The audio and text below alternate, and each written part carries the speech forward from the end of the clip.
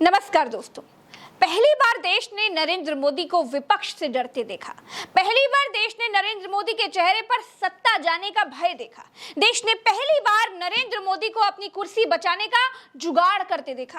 पहली बार सार्वजनिक तौर पर अपने आप को अकेला बताने वाले नरेंद्र मोदी जी को 38 दलों के एनडीए के नेताओं के पीछे छिपते देखा। देश देख रहा है एक अकेला कितनों को भारी पड़ रहा है। दोस्तों, बेंगलुरु में बने विपक्षी गठबंधन के नाम ने ही नरेंद्र मोदी जी की भारतीय जनता पार्टी को हिला डाला है।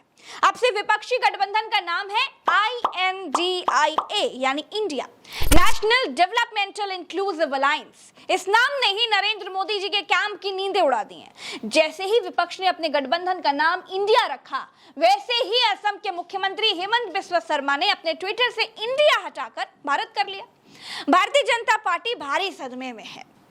वो लोग जो make in India, digital India, startup India, Khelo India, vote for India के नाम पर चिल्ला चिल्ला कर वोट मांग रहे थे, जो लोग भारत माता के नाम पर वोट मांग रहे थे, जो लोग देश के नाम पर वोट मांग रहे थे, जो लोग सेना के नाम पर वोट मांग रहे थे, जो वंदे मातरम पर वोट मांग रहे थे, जिनका भाषण बिना भारत माता की जय के शुरू ही नहीं होता है, वो ये कह रहे हैं कि विपक्षी अलायंस का नाम इंडिया नहीं हो सकता, देश के नाम पर राजनीति नहीं हो सकती।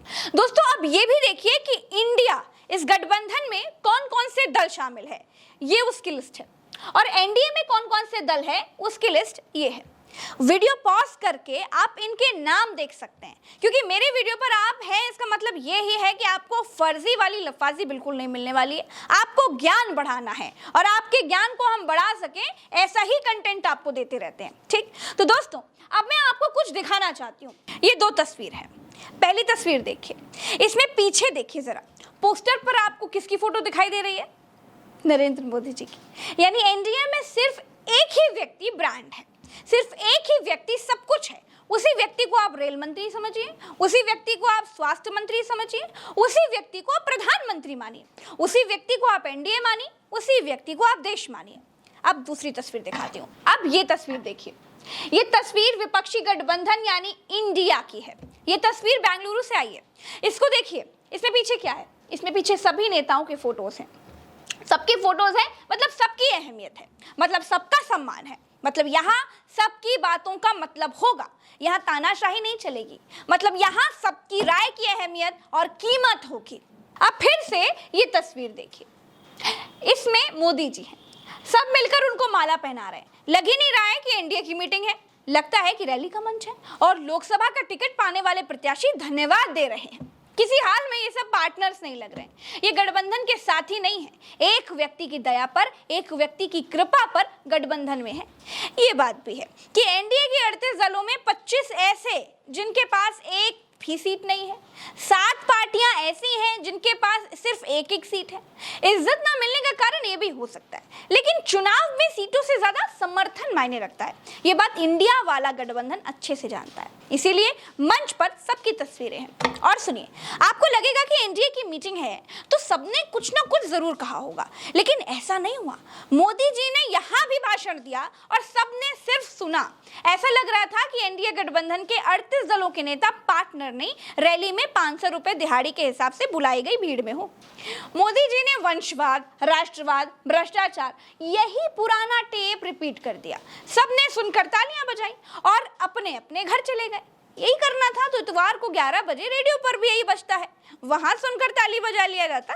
खैर, मोदी जी वंशवाद और भ्रष्टाचार पर इतना झूठ बोलते हैं जिसका कोई रिकॉर्ड ही नहीं है। पूरब से लेकर पश्चिम तक बीजेपी में वंशवाद फैला हुआ है। बीजेपी सरकारों पर भ्रष्टाचार में अकंठ डूबने के आरोप हैं, लेकिन मोदी जी को अपनी सरकारों के ना तो घोटाले दिखाई देते हैं, ना ही अपनी पार्टी का वंशवाद दिखाई देता है। वंशवाद पर एक डिटेल्ड वीडियो किया है, ऊपर आई बटन में है, आप उसे जरूर देख लीजिएगा। आप उसे देखेंगे तो बीजेपी के वंशवाद की बेल कहां से कहां तक फैली है, आपको सब कुछ डिटेल में समझ में आ जाएगा। और तो और दोस्तों, विपक्षी गठबंधन इंडिया के डर से मोदी जी ने यूपी की जिस सुभाषपा पार्टी को अपने गठबंधन में शामिल किया है, उसी सुभाषपा से मुख्तार अंसारी के बेटे अब्बास अंसारी विधायक हैं। एक तरफ से ये लोग कहते हैं कि माफिया की गर्मी शांत कर दी, एक तरफ ये कहते हैं कि माफिया दूरबीन से भी दिखाई नहीं देते, दूसरी तरफ माफिया के ही बेटे को दहेज में सुभाषपा के साथ गठबंधन में ले लेते हैं। है ना कमाल की बात, ताली बजाइए। एक तरफ ये शरद पवार को परिवारवादी बताते हैं, दूसरी तरफ उन्हीं शरद पवार की पार्टी से अजीत पवार को महाराष्ट्र का उप मुख्यमंत्री बना लेते हैं। मोदी जी की और संपूर्ण भाजपा की कथनी और करनी का आपस में कोई लेना देना नहीं है, सब केवल मुंह से बोलते हैं। मोदी जी भ्रष्टाचारियों पर कार्रवाई की गारंटी दे रहे थे, उसके अगले ही दिन भ्रष्टाचार के आरोपियों को डिप्टी सीएम बना लिया था। क्या गारंटी है मोदी जी की? कोई गारंटी है? बस कुछ कहते रहना है, उस पर कार्रवाई करानी है जो सरकार बनाने में बाधक हो, जो सरकार की कमियां बताता हो, बस इतना सा है। खैर, विपक्ष के 26 दलों के जवाब में मोदी जी ने अपने 38 दल पेश कर दिए हैं और फिर भी संसद में खड़े होकर अपने आप को अकेला मोदी कहते हैं। तो इस बार भारतीय जनता पार्टी के वो सारे दाव जिनके सहारे जनता को अपनी तरफ करते थे, चाहे वो एक अकेला मोदी वाला मसला हो या फिर राष्ट्रवाद का मसला हो, सब कुछ फेल हो रहा है। अब लोग पूछेंगे कि एक अकेला मोदी कैसे है जब 38 दलों का गठबंधन है और अपने गठबंधन का नाम इंडिया रखकर राष्ट्रवाद की पिच पर मोदी को मात देने की पूरी तैयारी अब विपक्ष कर चुका है। तो फिर क्या दोस्तों, इस राजनीतिक एनालिसिस में अभी के लिए इतना ही। हम पूरी कोशिश करते हैं कि हम बहुत कम समय में आपको सारी की सारी डिटेल्ड वीडियो एनालिसिस के साथ आपको बता पाएं। अगर आप भी सच के समर्थक हैं ना, तो मुझे ट्विटर पर @प्रज्ञालाइव नाम से खोजकर फॉलो जरूर कीजिएगा, या फिर डिस्क्रिप्शन में जाकर आप लिंक को क्लिक करके मुझे फॉलो कर सकते हैं। फेसबुक पर देख रहे हैं तो फॉलो जरूर कीजिएगा, और अगर यूट्यूब पर देख रहे हैं तो सब्सक्राइब किए बिना तो जाइएगा नहीं। नमस्कार, जय हिंद, जय भारत।